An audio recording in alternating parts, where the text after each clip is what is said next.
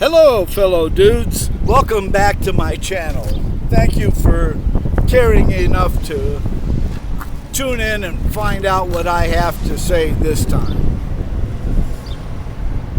If the mood hits you, please click the like button below and subscribe or comment as Zen dictates that you should. So why have I brought you to my city hall? Is it because of the cute Statue of Liberty over here? Yes, she's actually exactly the reason we're here. This video is about liberty, my liberty. I have been experiencing a letting go from unfruitful associations, passions, and participations within this illusion or template.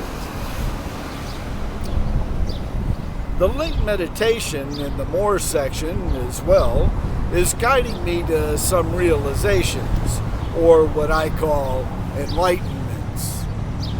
Dude Neil is not suggesting that my realizations are any more true than your own. They are enlightening to me, and therefore leading to a new path for me. At least what I think will be a new path. As always, Zen will shape this path, so it's a step-by-step process. Zen is created from what I seek, but it's a cruel master. Suffering is made of fear, and as the link meditation teaches, fear can only be replaced by love, or what I call peace. They are a difference without distinction in my illusionary mind. So in order to find peace, I've created a story to expose my deepest fear. The root of fear takes some chasing down, however. That is what's occurring within our shared template, including King Golddick. He is like a Bond villain to me, so I've named him as such. Let me explain. This starts with my father, Tom. He was a very charismatic man, seemingly joyful, who enthusiastically drew friends into his passions, which were mainly golf and music, and Mom. With his kids, Dad also enthusiastically became involved in our passions. Jack's passion was baseball. Larry's was music.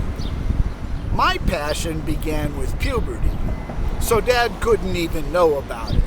But he departed my story at that time anyway, so...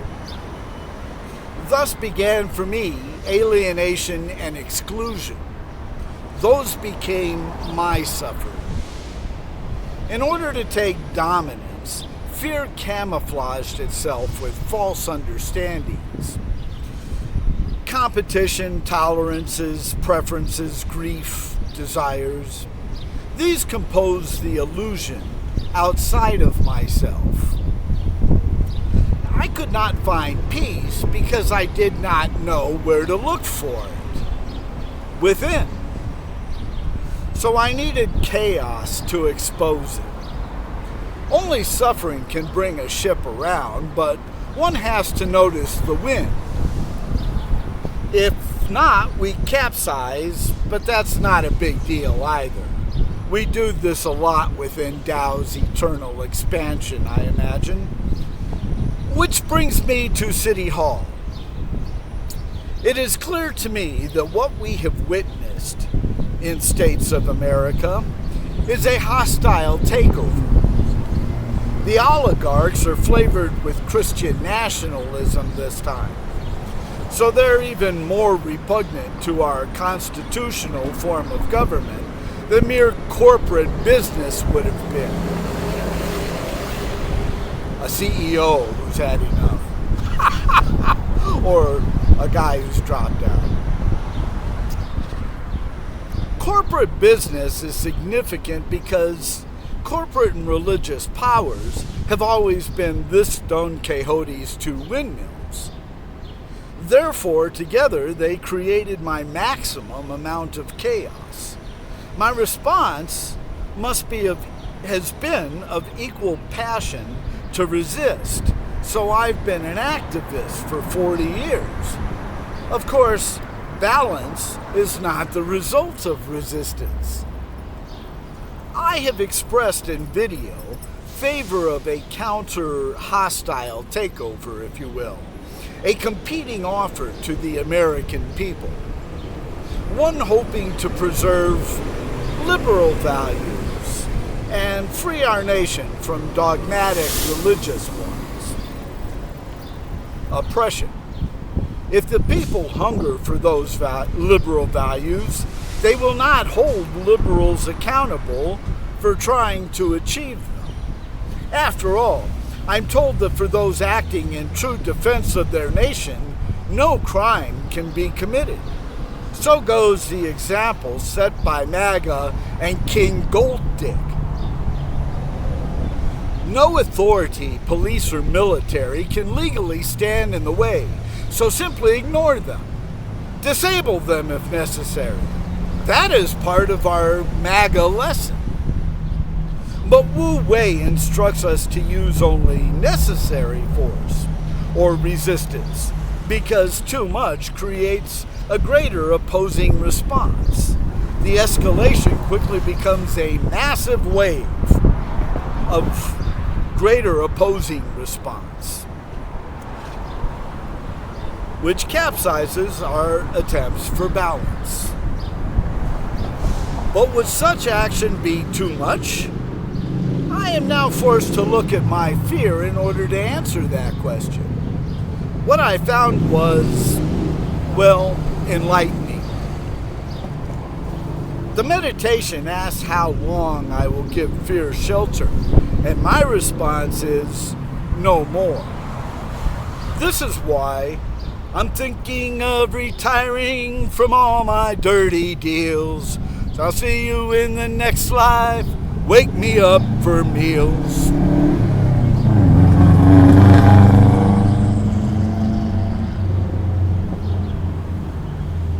The only option to chaos is to understand that I am love, or peace. Love is an inside job because I am a sovereign being of eternal energy, an electron, so peace becomes a choice.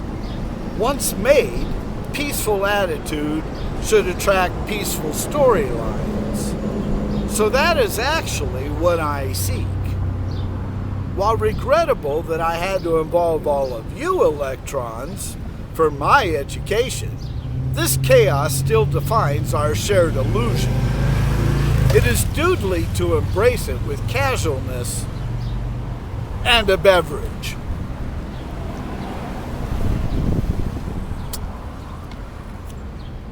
And maybe a puff.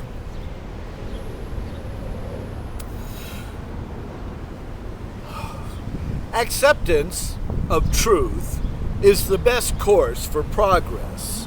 The Tao and Star Trek teach us that resistance is futile, and so it goes, which is what Kurt Vonnegut Jr. taught us. What seems better than resistance is loving my greatest fear. That happens to be a very common fear indeed. It's called change. I became afraid of it about the time of puberty because it took away my father.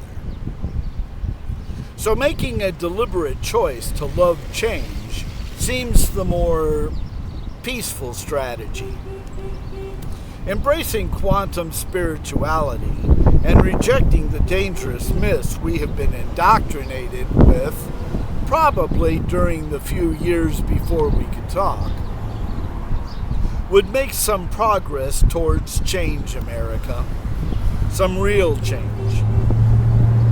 Dogmatic or punitive beliefs of an old world create suffering, so I must lose those. If successful, then our storyline changes, because it is of my own creation. Maybe some of MAGA will help, now that many are mad at their queer king for not achieving the economy they expected. So there's that. The polls clearly show him becoming unpopular, and that can't be coming from the Democratic contingent because we already don't like him. Possibly that's because I'm rejecting fear. As I do that, the illusion begins to settle. The water becomes clearer, and peace becomes more possible. Only love can replace fear, according to that meditation. And that requires me to accept change. It is, after all, the only inevitable thing besides death, which is also merely a change. So that enlightenment is what I think all of this was created for. I am still interested in current events, of course. One must keep the mind occupied with something, otherwise it returns to porn.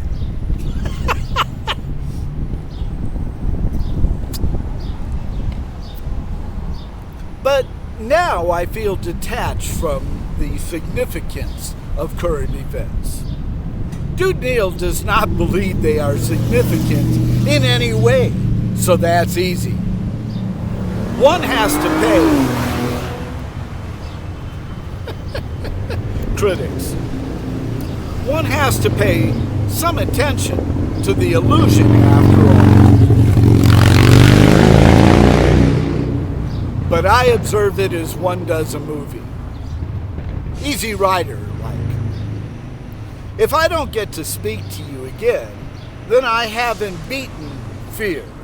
And FBI cash has probably disappeared me. Zen is often a cruel expression, as I've said, and I've realized that my Second Amendment solution to being arrested could cause me even greater suffering for much less reason. Therefore, it won't work, and I have abandoned it. Should that be the case, then I especially hope for nuclear war. Possibly a missile will target El Salvador, as the missiles targeted the island on which Bond was standing. So send James Bond's vibes Dude Neil's way, please. Dude Neil is now feeling a bit more in line with Wu Wei. Change starts with these days. And that's my lesson, kids. I hope it works, because I'm tired of resisting, and therefore, after 40 years, I'm retiring from activism. You're on your own. Peace and wellness, everyone.